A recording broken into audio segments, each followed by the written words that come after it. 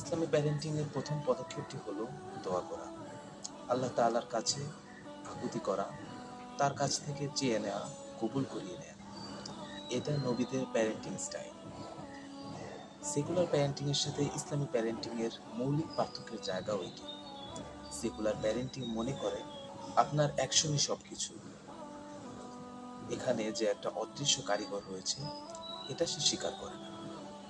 কিন্তু Islamic point of view হলো শুধু প্যারেন্টিং নয়, আপনার জীবনের প্রতিটি কাজের সূচনা হওয়া উচিত দোয়ার মাধ্যমে। কোনো বিষয় যদি দোয়ার মাধ্যমে আল্লাহ তাআলার কাছ থেকে কবুল করিয়ে নিতে পারেন, সেক্ষেত্রে যত বাধাই আসুক, যত দুর্যোগই আসুক না কেন, আপনার তরি তীরে ভিড়বে ইনশাআল্লাহ তাআলা। এজন্য ইসলামী প্যারেন্টিংয়ে দোয়া করা খুবই গুরুত্বপূর্ণ একটি বিষয়। দোয়া করা খুব সহজ একটি কাজ। এতে ঘাম ঝরে না, পরিশ্রম হয় না, কিন্তু এর প্রভাব সবচেয়ে বেশি। আর এই কারণে এই সহজ কাজটি আমরা সহজে করতে পারি না। কারণ শয়তান এক্ষেত্রে তার সর্বোচ্চ এফোর্ট দেয়, তার সকল শক্তি, সকল কৌশল এখানে ব্যবহার করে, যাতে আপনি আল্লাহ তাআলাকে ভুলে যান, তার কাছে চাইতে ভুলে যান।